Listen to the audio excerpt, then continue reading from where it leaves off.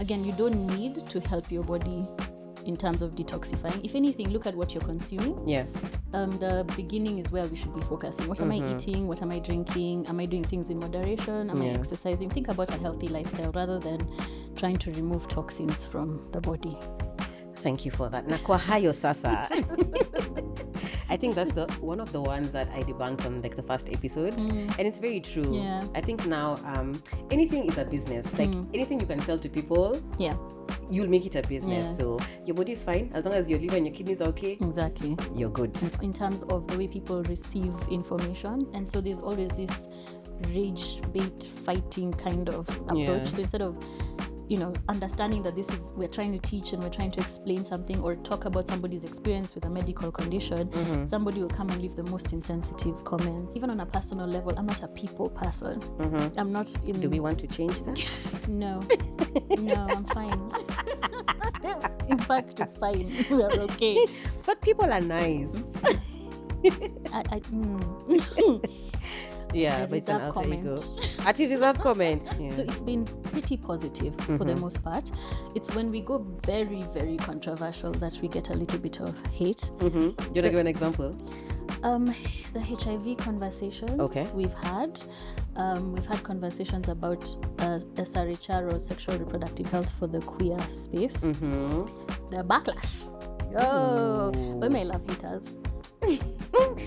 Haters and trolls are my favorite people.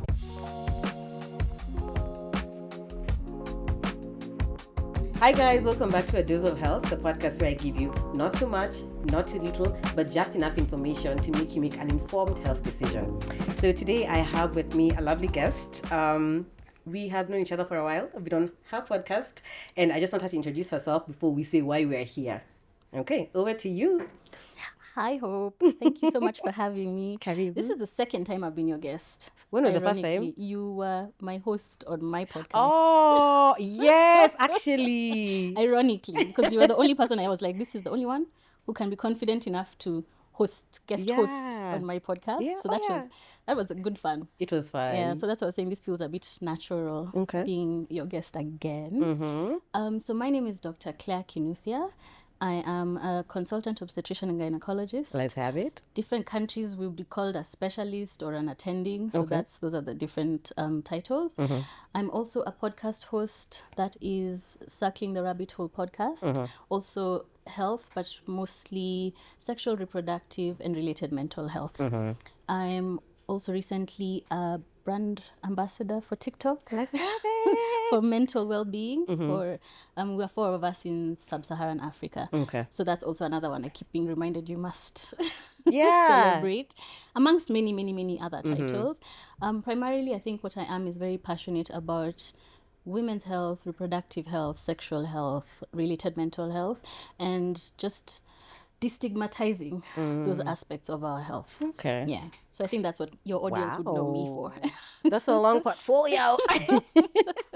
But it's really nice to have you here. Yeah, I'm excited. And you haven't mentioned that you're a nominee. Oh gosh, yes. Oh gosh. Oh, see, these are the things I keep forgetting.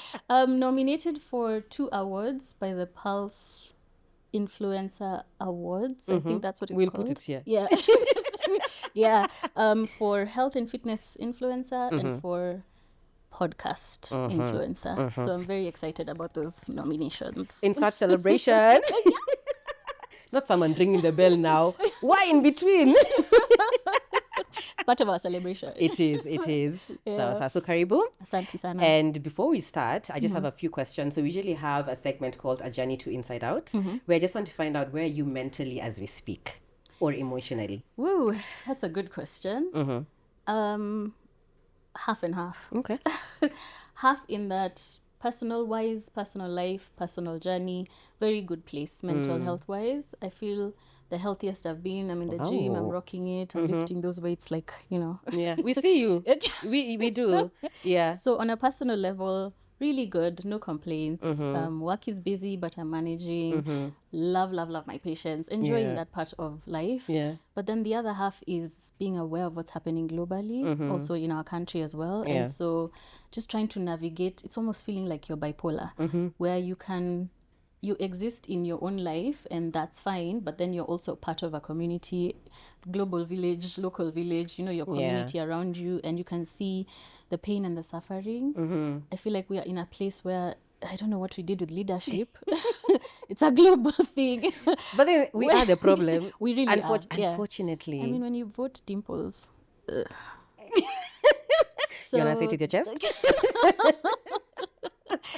So we are where we are by our own doing, but then it's also devastating because it does cause harm to actual lives. And so just navigating between those two, because I can be fantastic 1 minute and then I'll watch the news or see something on social media, and then now you're not even sure what you feel like anymore. So it's a bit of I'm navigating everything. That's a balancing act. Okay. I think I like the word balance. I mean, you can never achieve 50-50, but at least you can try. True. Okay.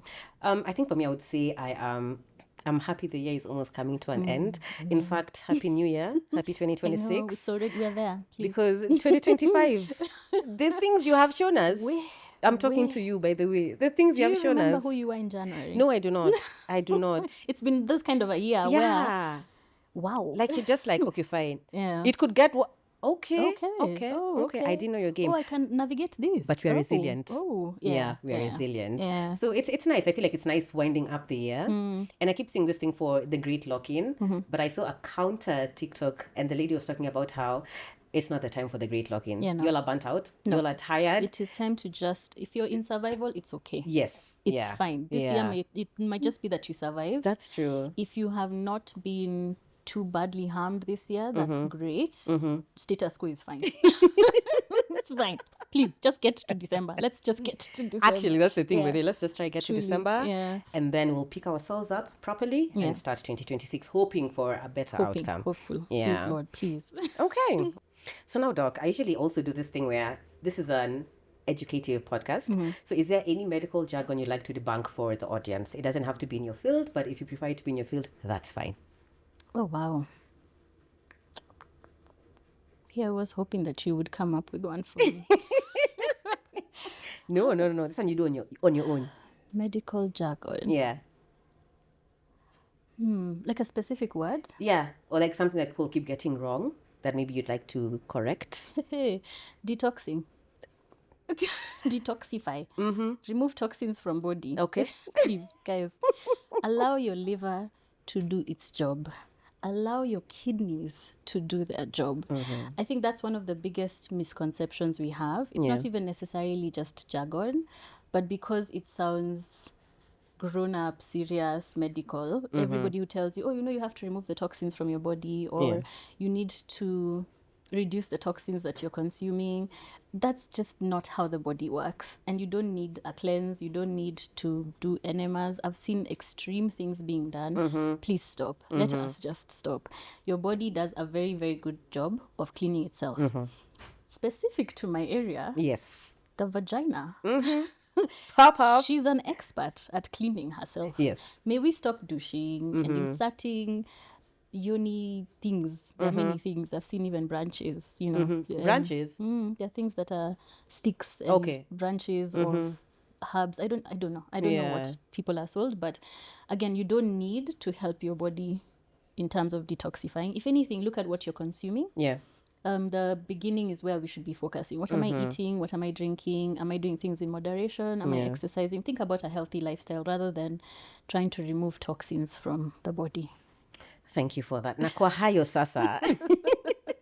I think that's one of the ones that I debunked on like the first episode. And it's very true. Yeah. I think now anything is a business. Like anything you can sell to people. Yeah.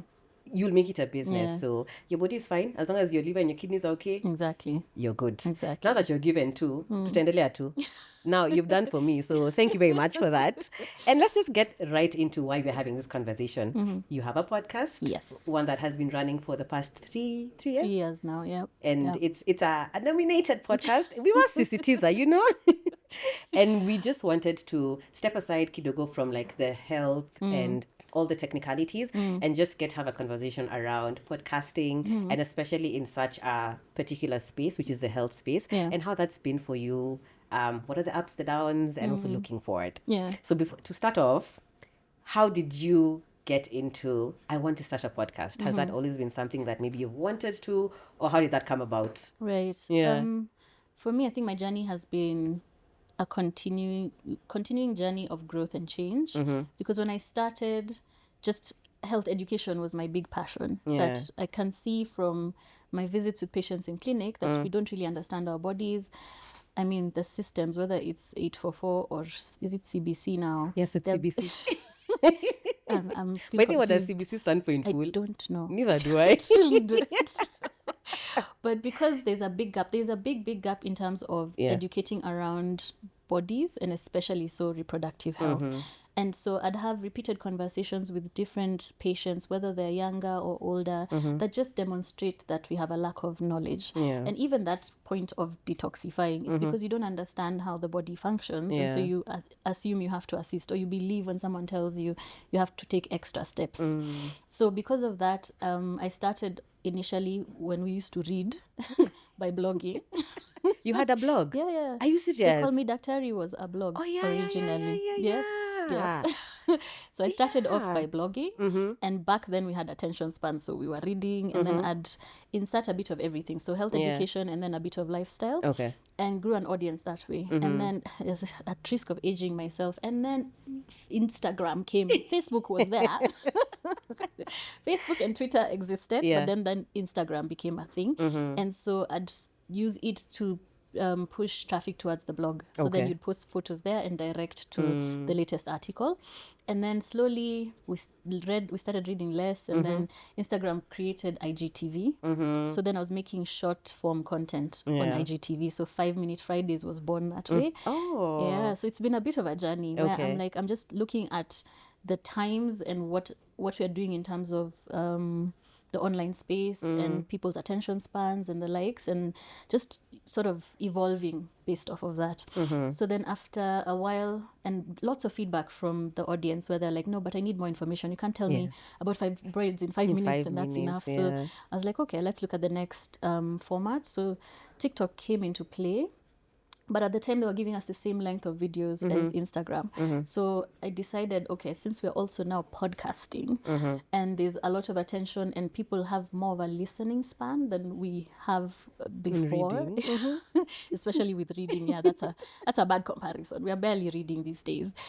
So changing over to podcasting, and then also understanding my audience in the Kenyan audience space, being that people don't listen as much as they watch. And that's why there's the visual element to the podcast, because podcasts traditionally are audio. And so all the podcasts I used to listen to, it became sort of like a habit for me, because if whatever I'm doing, I need background noise. So it became listening to podcasts. And over time, I realized, you know what, you can teach a lot in the space of 45 minutes to an hour. And if it's going to help that people see visuals, then we also use the visual aspect. So I think that's how I came into the space. It was not intentional. I do not like to be on camera. You don't like being on camera? Production team can tell you that for a fact. Does she like being on camera? This is a consistent They're fight. saying no. I'm having to be convinced to start the next season. So that's wow. Crazy, yeah. So I tend to be very more introverted than not. And so this feels very putting yourself out there. And then again, with the Kenyan online space, we have a very weird negativity in terms of the way people receive information. And so there's always this rage bait fighting kind of approach. So instead of understanding that we're trying to teach and we're trying to explain something or talk about somebody's experience with a medical condition, somebody will come and leave the most insensitive comments, or you get backlash about it, or you find yourself on a blog. Which blog have you found yourself on? Leave it. Leave it. And so it's been just a bit of a journey for me. So I'd say podcasting just adds to the portfolio of trying to get as much information out there. And then we sort of splice the episodes into bite-sized portions, just like what you do, so that you can use that on social media as well. You said there's so much you can teach in 45 minutes. And I just remembered in school, a lesson was 40 minutes. So Exactly. it's basically a lesson. Exactly. Oh, that's interesting. Yeah. I think for me, like mine is the same story or the same journey. And me, I just started in the car and for lack of another place, to be honest, that was like my safe haven, like in the middle of like the clinics. I was just like, let me just go to the car and let me talk about something I've seen today. Yeah. So now that evolved. And then the same thing, people were asking questions and, recommending topics and some having so many questions that you just realize, 5 minutes doesn't cut it anymore.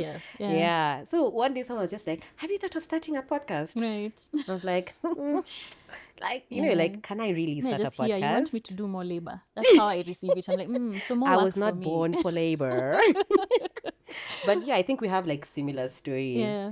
And how was like the first episode? How because now you don't like being on camera. How was that first episode? Like I said, production, George. There are people who've held my hand and been like, imagine it's fine. Yeah. Imagine it's yours. Just breathe. Yeah. You'll be fine. But then I started to realize, I think the way I've coped is realizing my guest tends to be more nervous than me. Yeah. And so I focus on helping them get through the episode rather than thinking about how nervous I am. Yeah. Okay, that's interesting. Because I've been told it doesn't translate on camera. It doesn't. Like, oh, wonderful. It doesn't. Yeah, it's not you see the way you're poised like that. That's how it comes off. You're just like, no. my name is Dr. Claire. Yeah.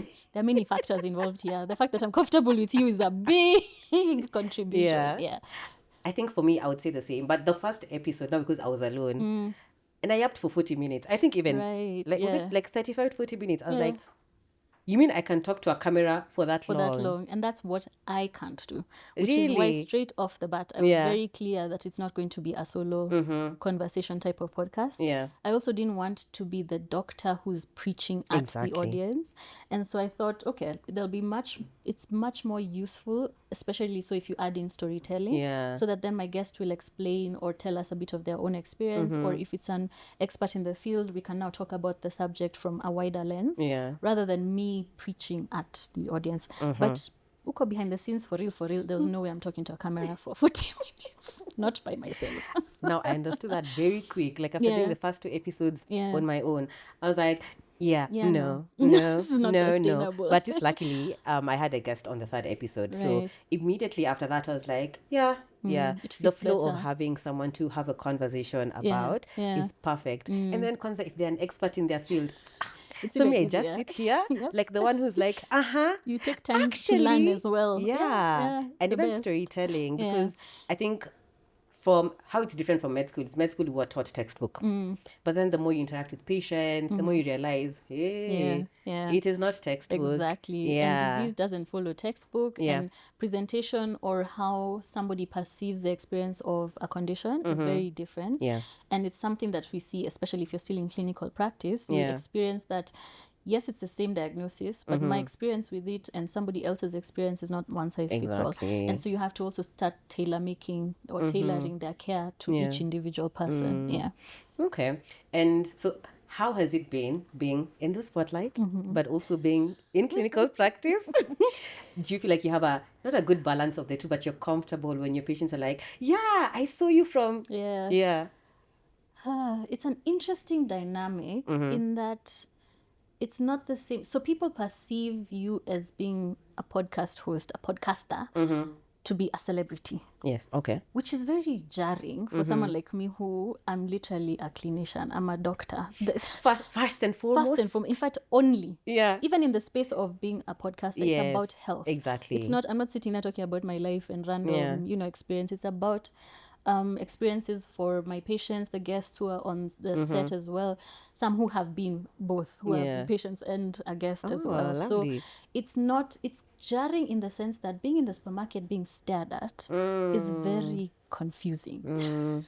It's very, or seeing people do like this and that excitement, it's a very confusing for me in my head, because I'm like, the point is in my head, and again, production will tell you the fight that we have of trying to center me as the brand, and I'm like, no. Yeah. The podcast is the podcast. Exactly. Leave me out. Yeah. And they're like, no, but that doesn't work. And just understanding that, okay, yes, you are a person and yes, you are a doctor, but then you're also the person that they relate to when they are receiving this information. Yeah. And the appreciation is something that you can't take for granted or try to shut down. It's just learning how to have boundaries. I think that's the biggest one. Creating boundaries that people can understand, because it's not that thing for stopping me for a selfie is just the most, it's still jarring. It's still jarring. I feel like that just comes from like how med school is handled. I think so, yeah. Because it's brought to you for real that you're here for service. Like you're not the face. It's not about you. Yeah. Imposter syndrome is heavy for us if you've been through any medical training. Yeah. Imposter syndrome is something you navigate every day. For me, it's a lot better now because now I'm like, listen, you know what you're doing. You save lives for a living. Exactly. Chill, take a breath. Yeah. But just navigating that, it's almost like an alter ego for me, because again, even on a personal level, I'm not a people person. I'm not in... Do we want to change that? No, I'm fine. In fact, it's fine. We are okay. But people are nice.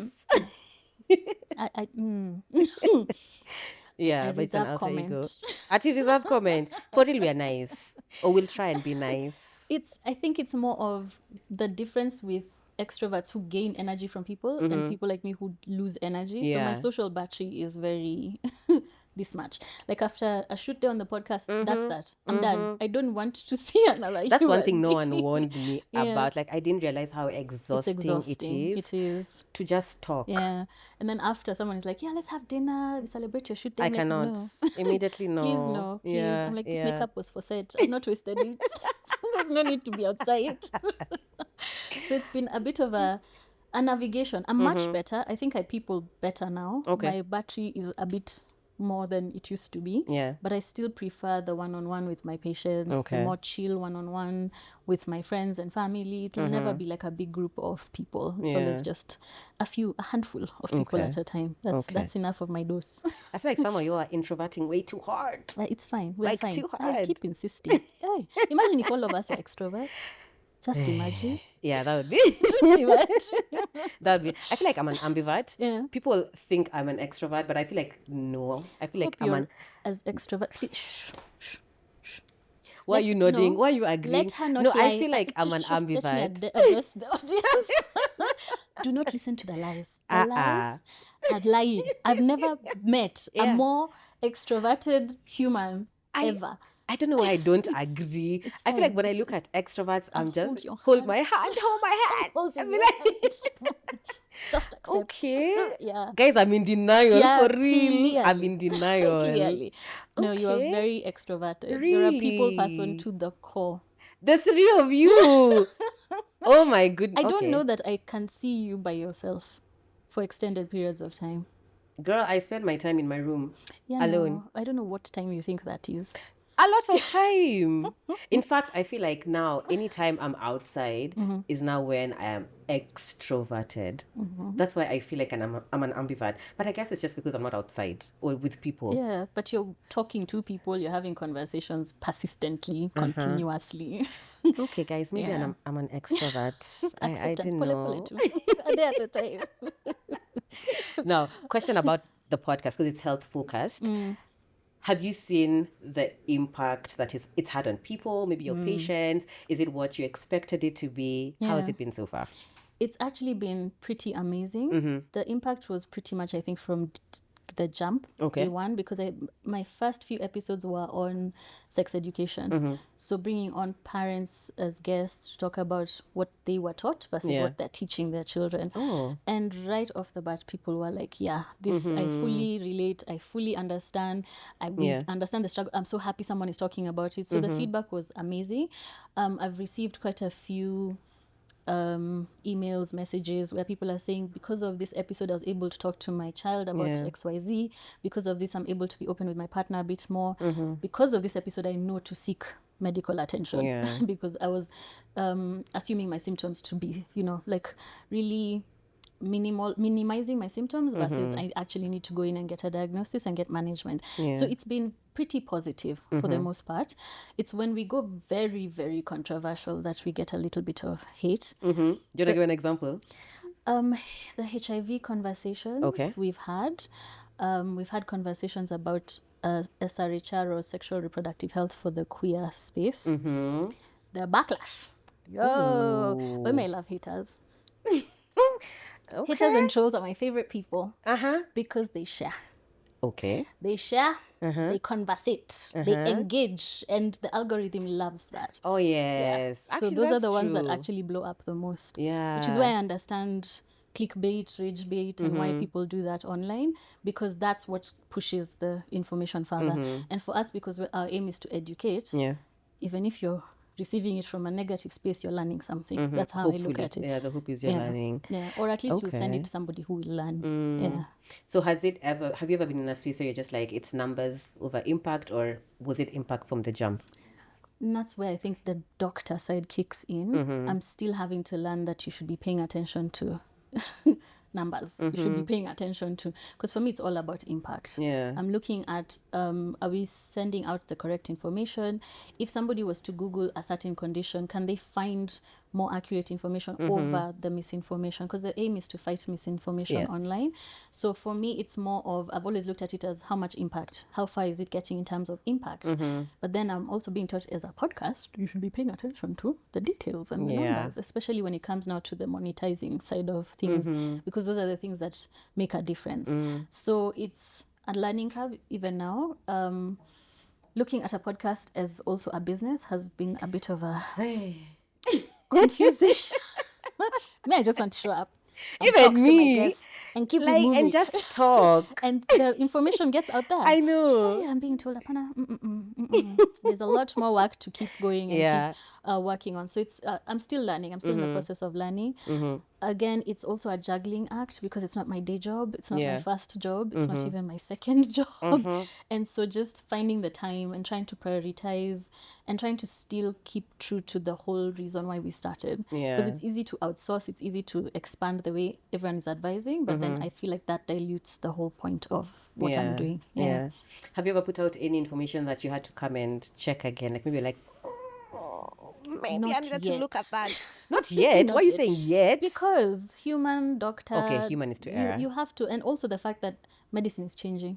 That's the thing you have to keep open-minded about, because now that you're having more research in women's health, we're having a lot more different information than what we had before.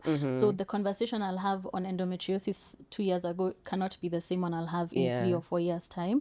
So it may not necessarily be a retraction, but it'll be a updating of information. So you have to keep that in mind. There's no hard facts in medicine. And I think also what I realized is, especially because like for me it's more of general, and I think for you it's mostly SRHR, and that is your field. So I realized honestly medicine evolves so quick every day, and you have to keep reading, and that's why the learning never stops. It never stops. The doctor who stops reading stops being a doctor. That's you become dangerous.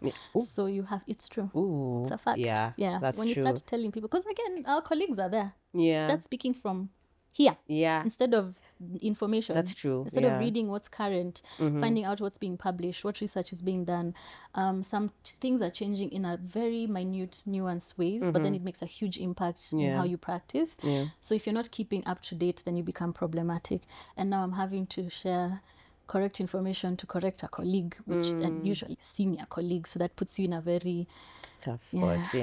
Especially if you're looking at reproductive health. Very sensitive topics, very sensitive conversations you're having, but then you, in fact, that's the thing about being considered what do they call us? Health advocate? Not just advocate. Communicator? The person they go to. Their go-to for accurate information.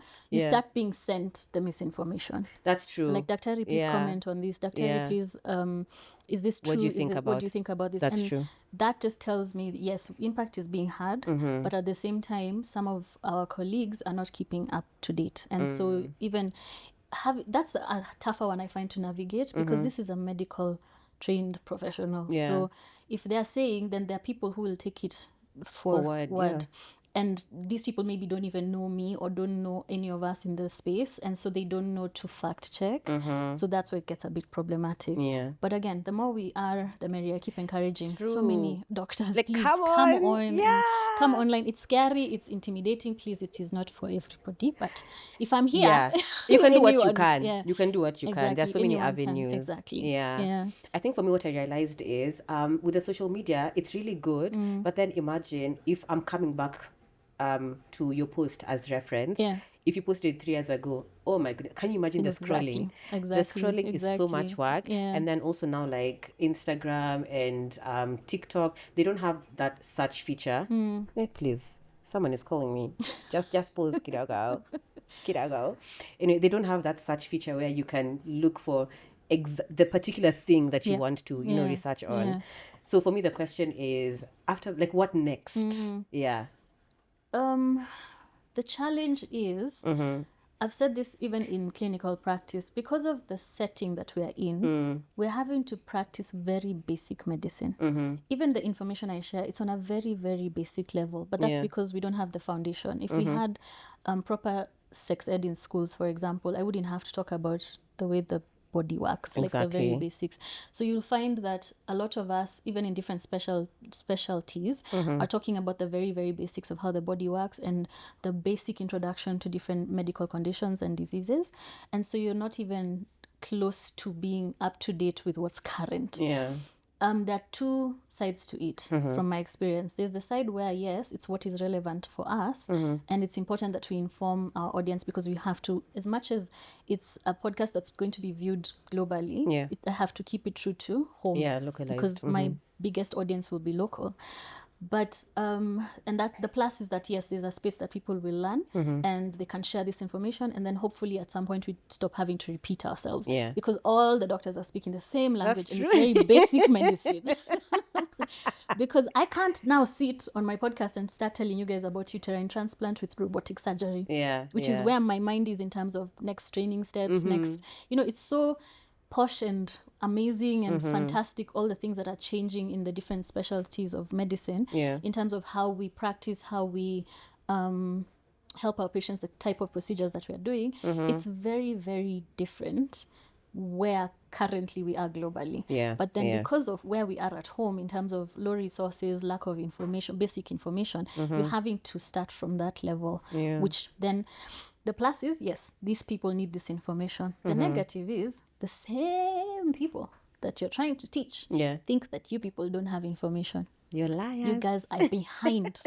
Kenyan doctors don't know what they're talking about. They're not, we don't have this, I keep hearing people say, we don't have these services. I have to go to India, or I have to go to the US or to Europe for treatment. And I'm like, but that's not true. Because we are, and again, I don't blame the audience, because we're not getting the opportunity yet to talk about the advancements and what is available currently. Because like now, if you came in for a hysterectomy, more likely than not, I'll do it laparoscopically rather than open surgery.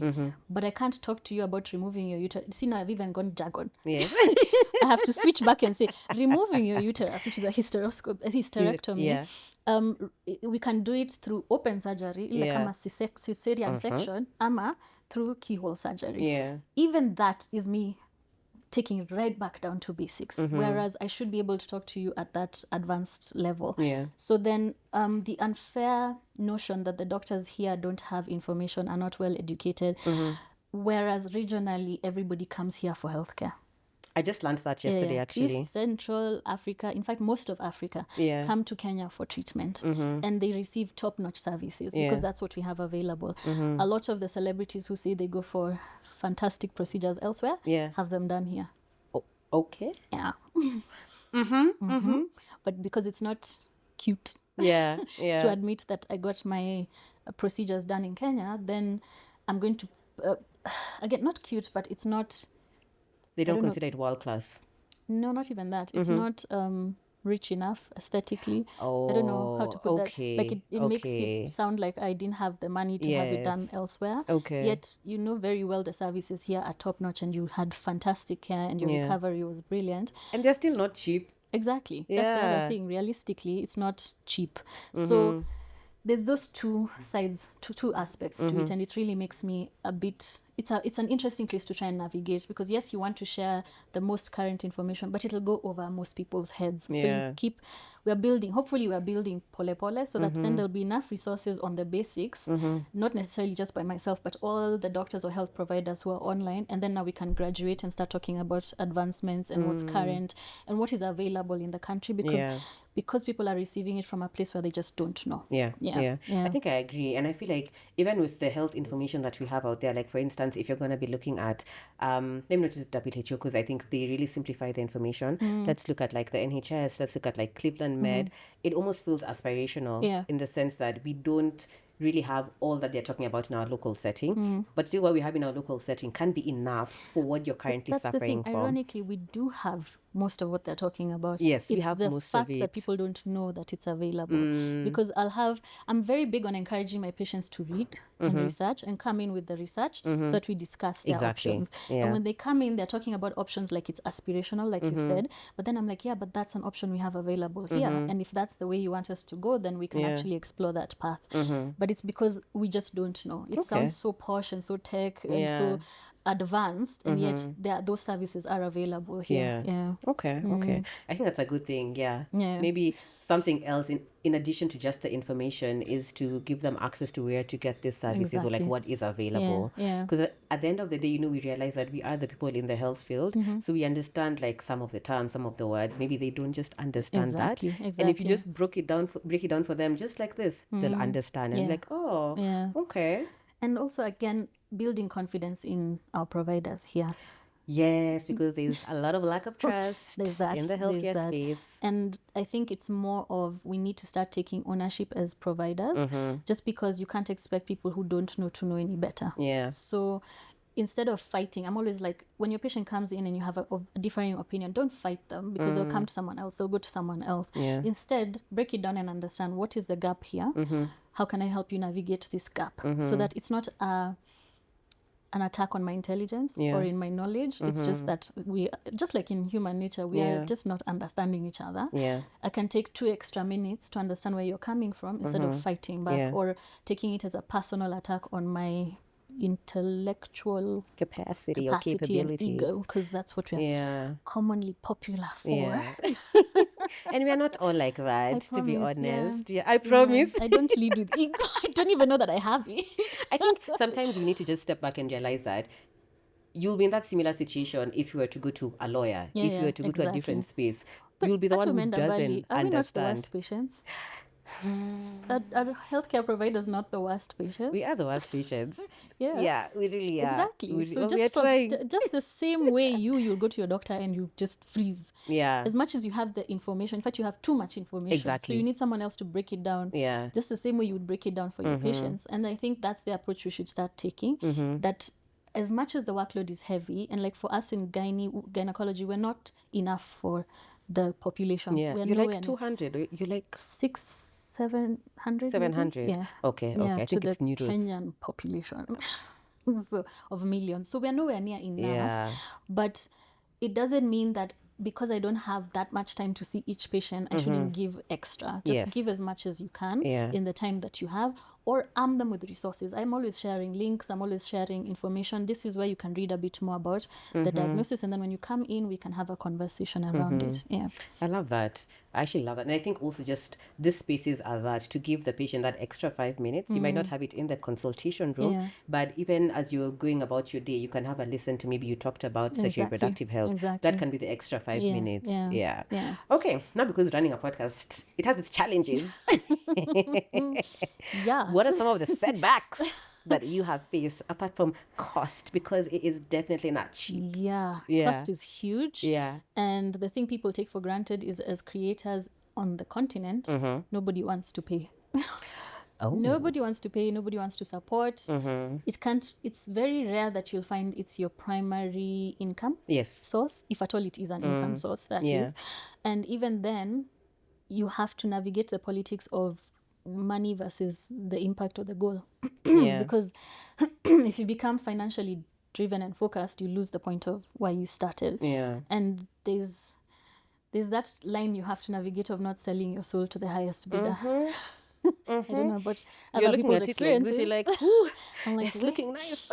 I need to pay Akina George Lakini. I know. You guys want to sell me to the devil. You want me to start advertising what on my podcast? No. Yeah. So there's navigating that has been a bit of a challenge. Have you turned out any deals because they just don't align? Oh gosh, my no's are more than my yeses. Oh, by far. I don't even have FOMO anymore. Yeah. If I say no, it's because I know in my soul this is not a good fit. And if it's not a good fit, especially again, remember we are doctors. We are in healthcare. There are some things that just don't align. mix. They will not align, and I cannot one day preach. They say what? You practice what you preach. Yeah, and preach water, drink wine. Yeah. That one. That's not how we function, because again it also dilutes the message. It does. Yeah. It erodes what you're trying to teach and what the practice that you should be encouraging. If you're encouraging healthy lifestyle, and then I don't know, I'm just going to be careful here. Alcohol or or junk food brands are the ones who want to advertise on your page. You have to ask the question. So my no's tend to be majority. I may actually be blacklisted from some agencies because I have fought. Girl, calm down. I have fought them. And it's not from we don't need the money. It's that the principle has to override what you guys want me to push. So it's a space that you have to also just navigate carefully, because it's a niche area. Health podcasts are very niche. You can't look at it and compare to something that's lifestyle or more popular, type of conversations. And that's okay. That's what I have to keep encouraging. That's true. People. It's fine. It's okay. It's fine. Don't try to morph into what you're not. If I wanted to, I could have another podcast and talk about life and talk about, because I can be your big sis. I can tell you, hey, out here, I mean, just dating in Nairobi. Confessions of. We could start there. So I could have that, and then we run with all the brands. But then for healthcare, I have to be a bit more selective, a bit more careful. Okay. What informed, because on social media, your own personal page, you do a bit of lifestyle, you also do health. So what informed you to be like, no, for this particular one, I just want to separate it instead of like combining them? Yeah. For the longest time, I resisted having separate pages. They call me Daktari, had everything. So it was lifestyle as well as a bit of lifestyle. A smidgen. Just a drop. Droplet of letting you into who I am as a person. And now the healthcare conversations. But when it comes to CTRH, circling the rabbit hole, it's very, very specific, and it's a podcast, and I felt like as an entity it should stand on its own. So I'm trying very hard not to mix the two too much. They are both a part of me for sure, but then I have to be careful with, again, because I also have personal opinions and preferences, and I'm a person before I am a doctor, but I can't have the two intermix too much. So my own pages, and deciding to change the brand name from, they call me Daktari, so that the two entities go separately to my name and the podcast. That was a judgment call on what kind of content I want to share, because I also don't want to just be healthcare driven. I don't want to just show that side. Practice, you are a person at the end of the day. Plus I like social media. I want to be able to use social media fun, as by social the way. media. No, I feel like it is fun. So what I haven't yet navigated, which I think you do excellently, is TikTok. Kuongea na camera TikTok is just, I feel like, because it's like there's no expectations. That's the thing. That's the thing. So there I'm still more in fact I push the podcast there more than I do anything personal, because I just time, first of all, just to sit down and film and talk about something as candidly as TikTok requires is problematic for me, just because with which time I'm overstretched, guys.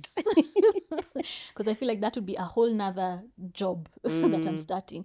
So I haven't I just give a bit of snippets on Instagram, and I feel like that's enough. That's enough.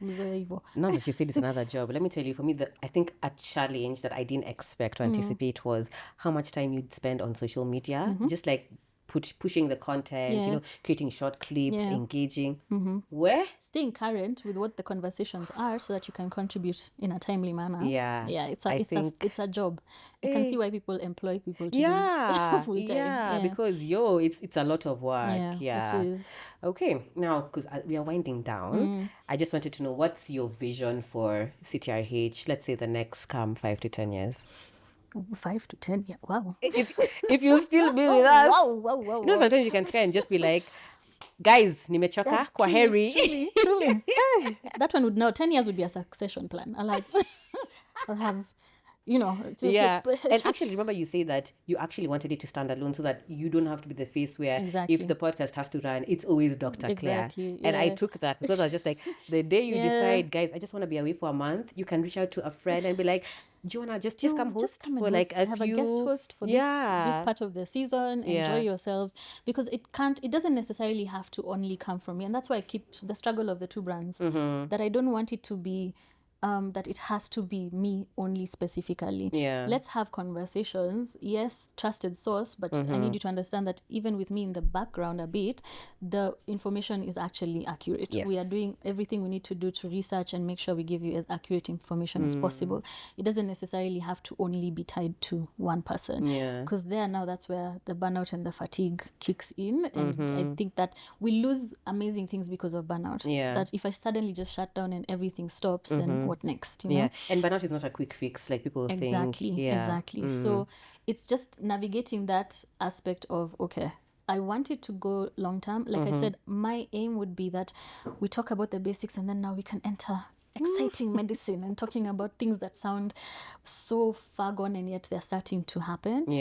I would love to see robotic gynae in Kenya. My fingers are itching even thinking about it. I can operate on you from my bed. I feel like some of you are moving. You're moving nicely. We're saying the next few years. Exactly. That will be the reality. So I'm excited about aspects of practice or medicine that we haven't started yet or are only just beginning.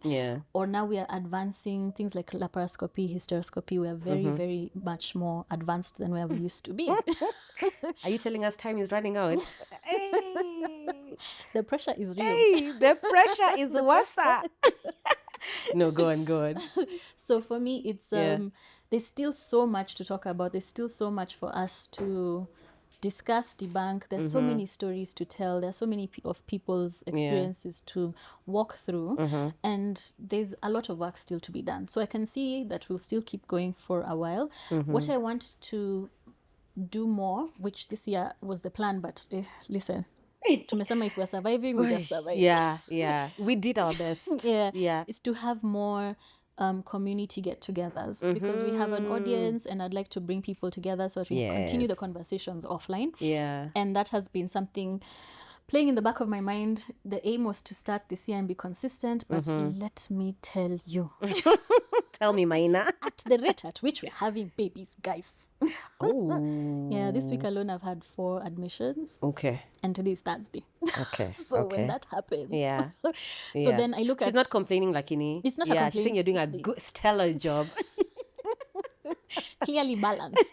But because of that, the day job takes over. There's just hardly any time to be able to prioritize things like that. So what I'm hearing, and I know that's what I'll be told, is start to build a team.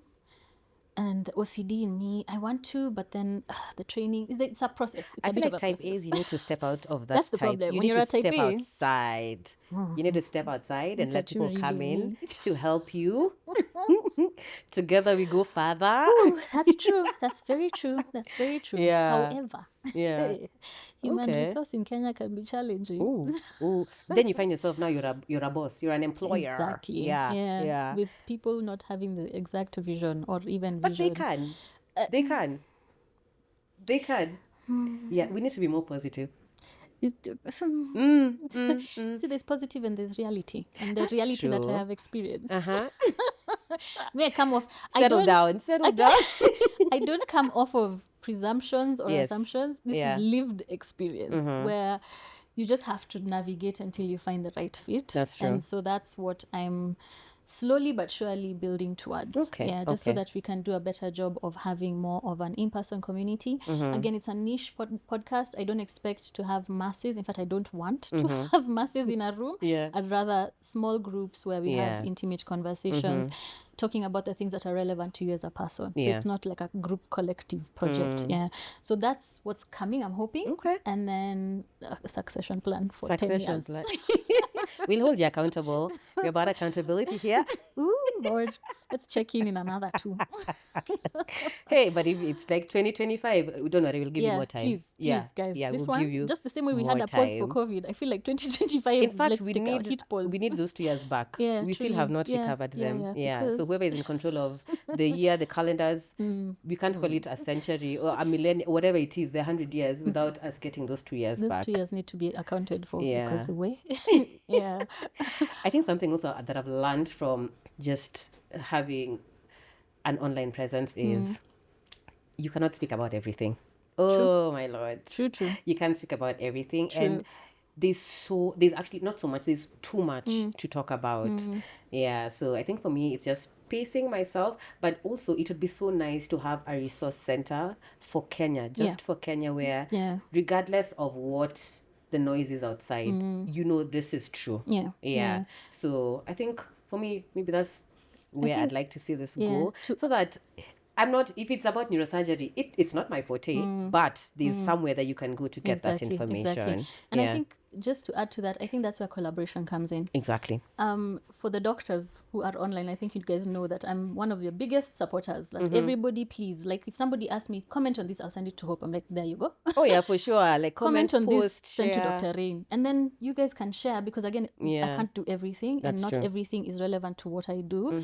But I do know a specialist or a doctor in this field who's more online. And so we can use each other as resources. We can actually help push each other's content. We do that all the time. So I think that goes a long way. Collaboration goes a long way, whether we're collaborating amongst ourselves as healthcare providers or with other content creators as well. Love that. Love that. Yeah. Now, tumefunga.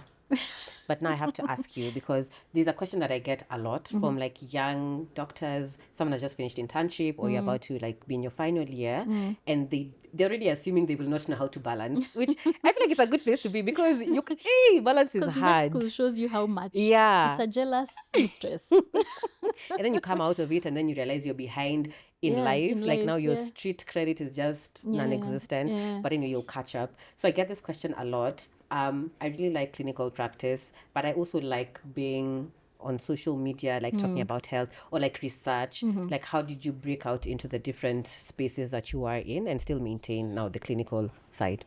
I think first of all, start by knowing yourself and knowing whether clinical practice is for you or not. Thank you. Because I feel like we are God's strongest soldiers. Hey. The ones on the ground. Hey. Let me ask one question. Is it passion? If only. Good answer. No. As much as it's an interesting career in that you lead with compassion. Yeah. You have to have compassion for the people you're looking after, because we're talking about physical health. It's not your car or your legal issues really or something outside of you. It's literally your body and your health. So you have to lead with compassion. But at the same time, we are in a world where even the healthcare providers are being exploited on all sides. And it's become so dramatic that it's hard. Sometimes it's hard to remember why you're in this job.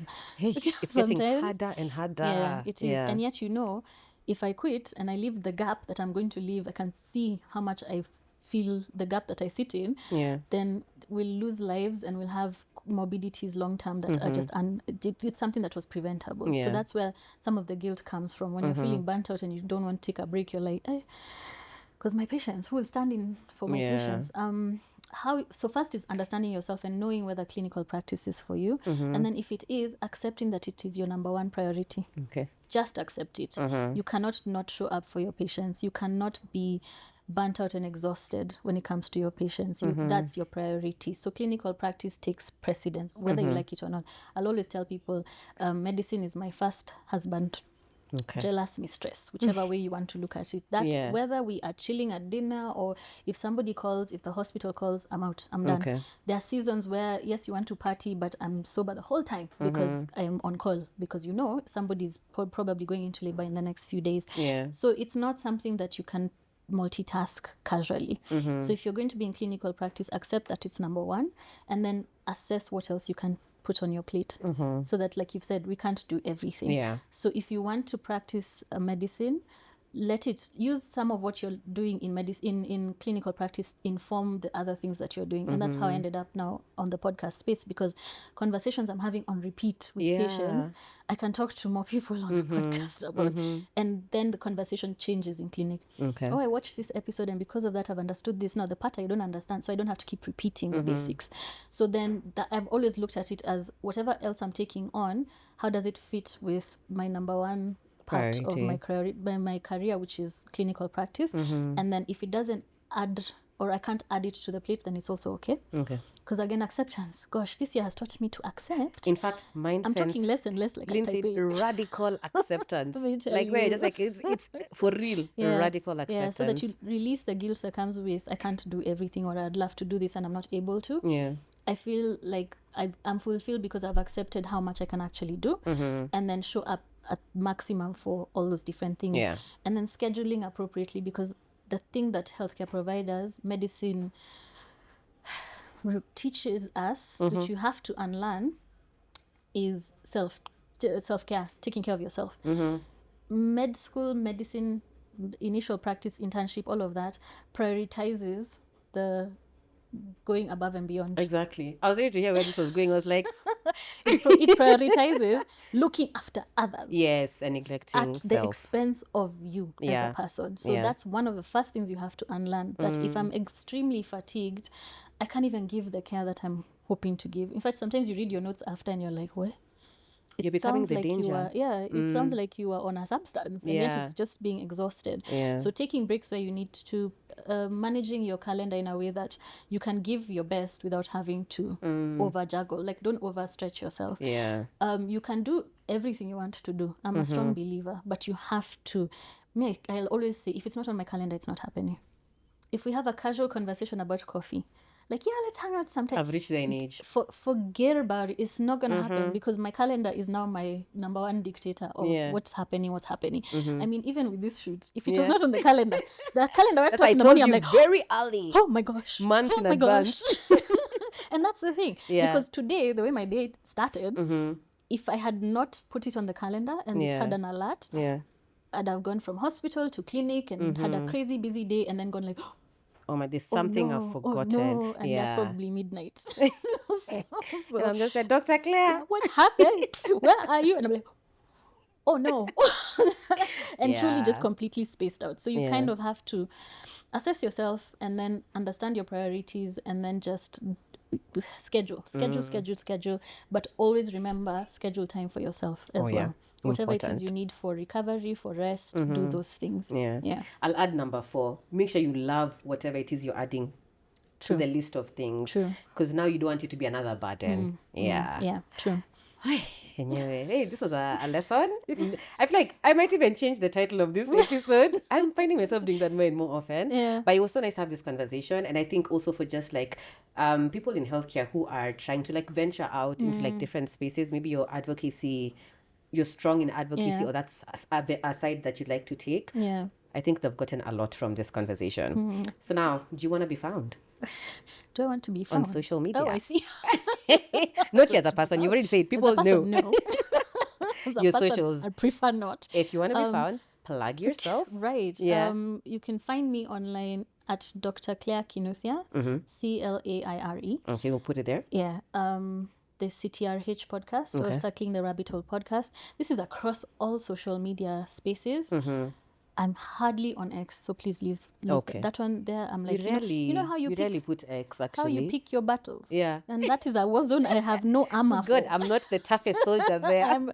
I could never survive. So everywhere else, website, Dr. Claire Kinuthia. Email is all over. Whichever page you go on, there's always a email button if you wanted to reach out or contact us directly. For those who are looking for me clinically. Thank you. I was waiting. You better plug your clinic. Clinically, the clinic is near Nairobi Hospital. I'll give you the number to put on the screen. Call the clinic. It's not my number, so marriage proposals is not necessary. Hazitanifikia. I'm speaking because, again, experience. You go on a show somewhere, you give them your details, they call the secretary and propose. And I'm that's like, the my audacity I gosh. want. 2026, that's the audacity I'm coming with, by the way. These poor girls are not built to navigate those territories. So it's for anyone who's looking to come in as a patient. So Okay. I'll give you that information. All right. Yeah. Thank you so much for coming, Doc. Thank you for having me. It's been a lovely This has conversation. been so lovely. It's like chilling Hopefully, in the house. we'll have more and more of this. Yeah. I think just to see what else is out there, because health is wide. True. And we need more players where we sit. True. I'll always encourage, please, Yeah. doctors out there or anyone in healthcare, come online. Kujani tuongee. Yeah. Come we fight this battle Yeah. together. Yeah. The war is, do you know when I say the war is what? The load is heavy. I know. We need more soldiers kwa ground, please. For real, for real. Yeah. So thank you, Doc, for coming. As always, my name is Dr. Hope Simiu. You can reach me on Instagram, TikTok, as she says. What else? Follow the podcast on our socials, wherever you listen to us. And that's a wrap. Yay. Thank you for having me.